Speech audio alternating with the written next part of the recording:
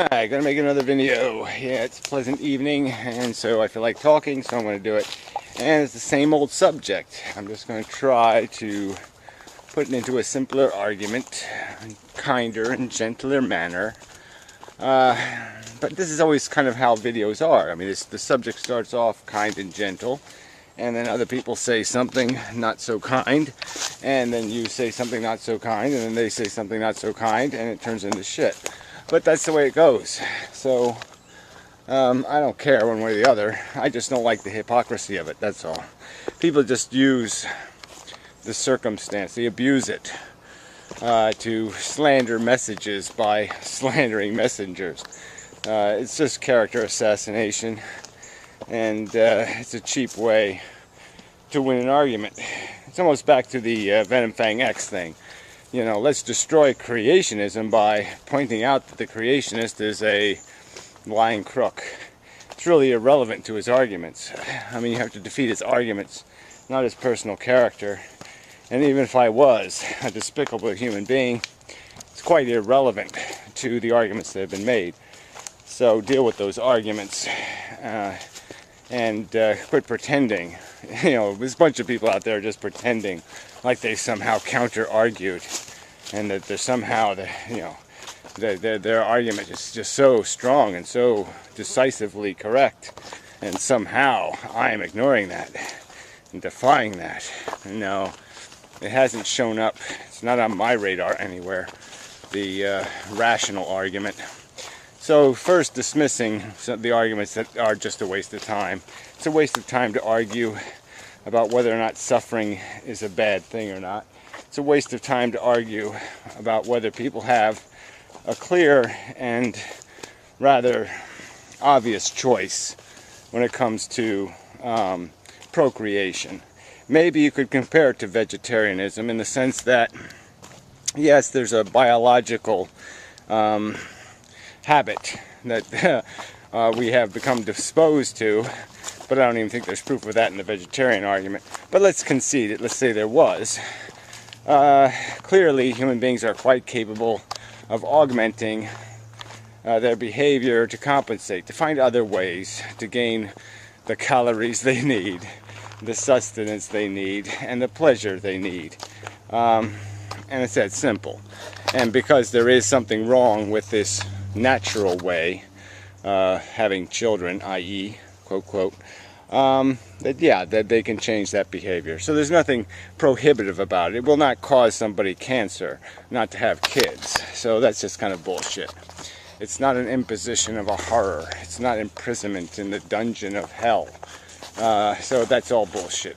And I think the logical argument can be made that comparable to drunk driving, it's actually a behavior that is quite appropriately punished, and maybe should be, to prevent it.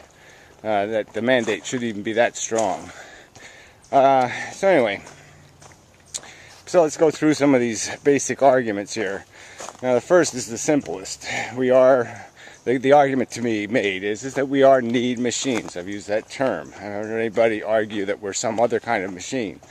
That we come into the world deprivated, in need, and the fact that we are sentient makes now it is the creation of a vulnerable welfare.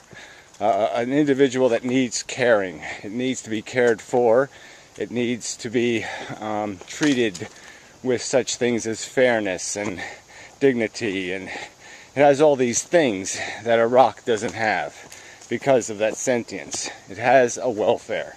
It has a vulnerability to harm. That's what happens when you create a human being. Now the argument would be, because that serves no real purpose, creating such a thing, it satisfies no need that existed prior to its existence. There was no compelling service that needed to be satisfied. The universe doesn't have a horny penis. The universe doesn't have a hungry stomach. The universe doesn't have an ego. It doesn't need to go to France. The universe doesn't have any ambition to satisfy. So quite obviously, the introduction of this new human being can serve no purpose beyond the purpose of the individual creating it. it's all about what Dr. Frankenstein is doing, not about his creation having any purpose. And I would argue that we could clearly do without Frankenstein monsters, even if they are benign in theory. There would be no reason to create, if we could, 40-foot bunny rabbits that twitch their noses. And likewise, there's no reason to create vulnerable consciousnesses that are just going to be vulnerable to a whole desire and need mechanism that doesn't need to exist. So the simple phrase is, explain why need that doesn't need to be created should be created. Why should we create a need that doesn't need to exist? That's the explicit question. All right. Now, beyond that argument is this argument about why there's a danger.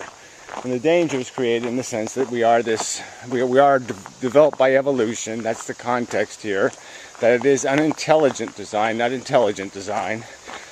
That through the mechanism of our motivator, the engine of our perpetuation through the environment, the thing that forces us through the humus, is this mechanism of sentience, of a capacity to need and want and desire, and most certainly a capacity to be harmed, to be taught a lesson, so to speak, to be corrected for wrong behavior, wrong by natural selection standards, which would be don't eat and don't strip the flesh off your relatives to survive. That's wrong by nature's standards.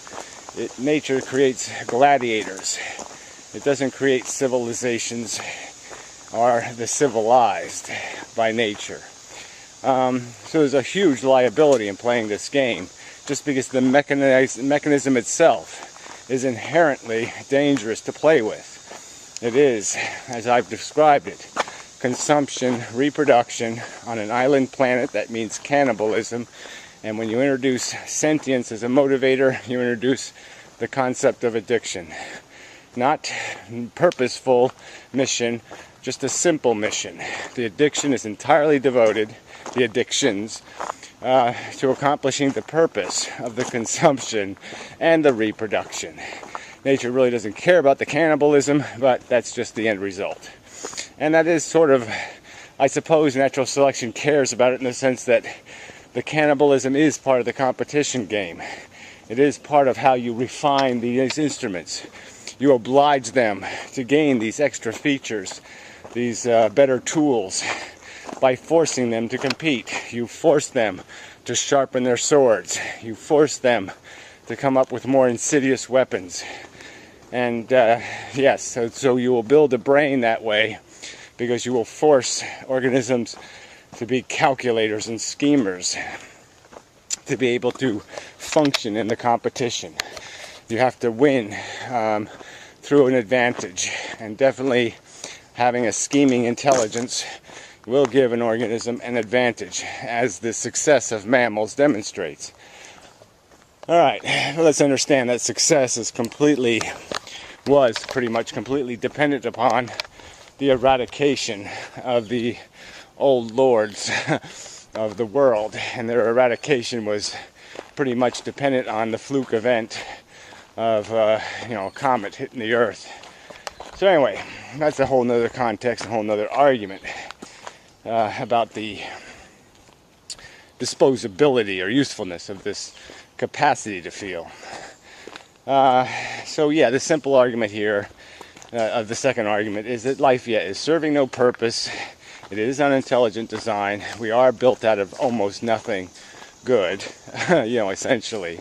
It's all bad ingredients, and that it makes no sense to perpetuate it. Not only is it not needed by the universe, even if the universe needed human beings to be here, we are so inefficient in how we manage this consciousness, because we are gladiators, we are cannibals, that we're going to exploit each other.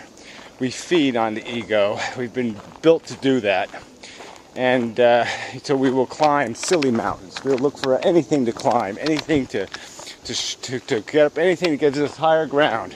So we can look down at everything else and say, ha ha, I'm better than you, I'm better than you, I'm better than you, because that's what we're about. We're about superiority dance. That's what we're made of. We're made to superiority dance. And these are really negative features of our psychology, but they are the real core of our psychology. There really would be no capacity to derive pleasure if you didn't have that competition and that ego.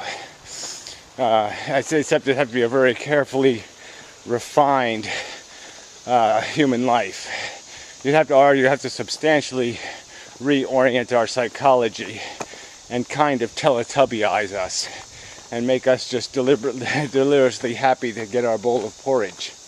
But I think most people would realize, I mean, if humans were basically Teletubbies, that it wasn't worth being human then. Because that's part of the ego too. Even if you couldn't understand that psychologically, I mean, philosophically, you could understand it psychologically, that you would feel kind of defeated. It's kind of like winning a fight with a cripple or something. You know, if you have a fight with a guy with no arms and legs, you're not going to feel good about winning. It's not going to give you much satisfaction. You want a real fight. You want a real victory.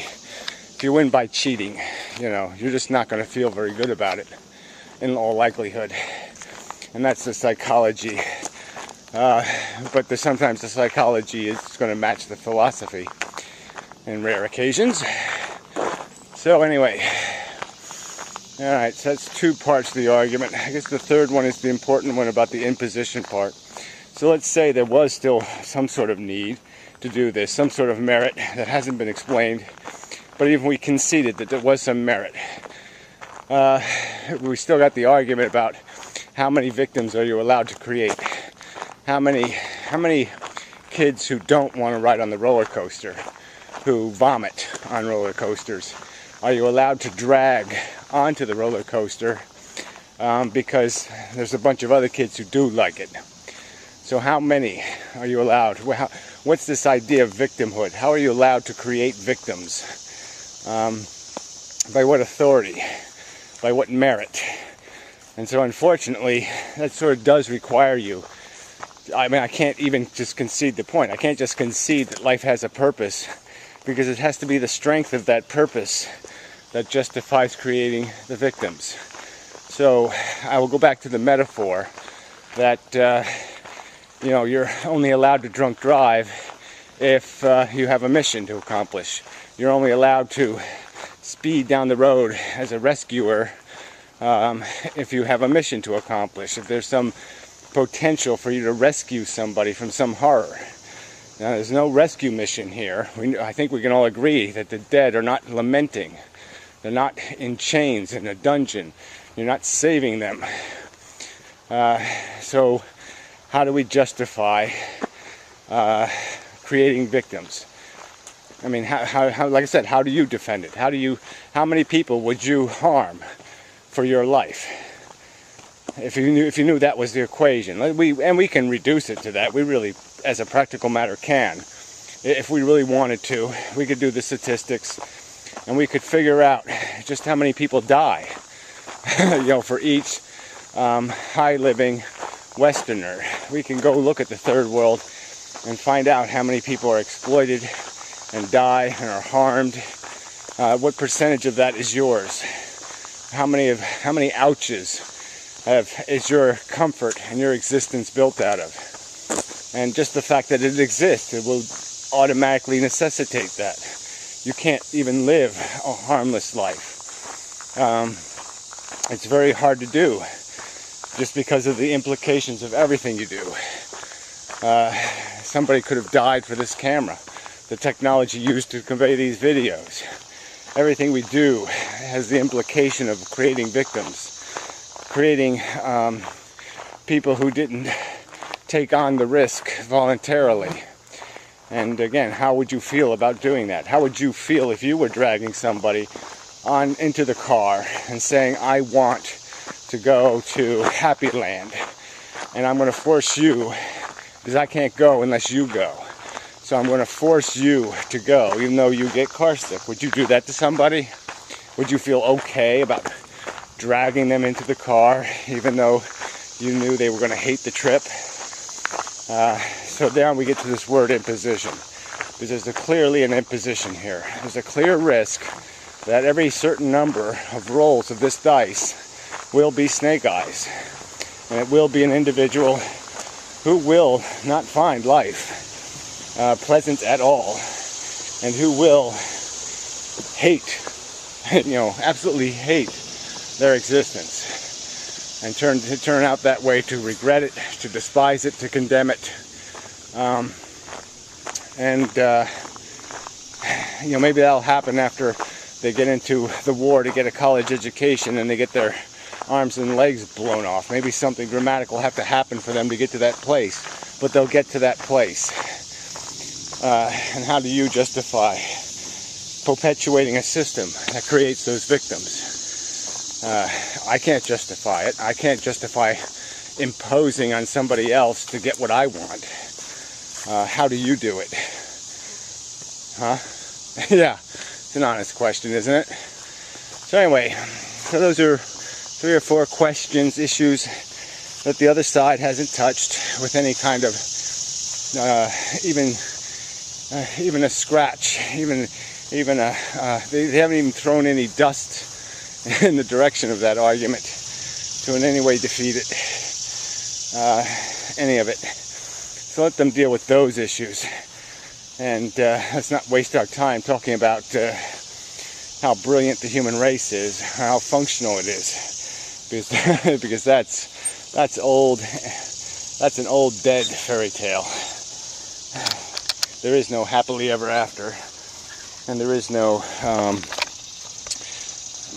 reasonable human ambition beyond cleaning up messes. Horseflies. Sorry, distracted. I wore a thin shirt and they bite right through it, little bastards. Okay, till next time.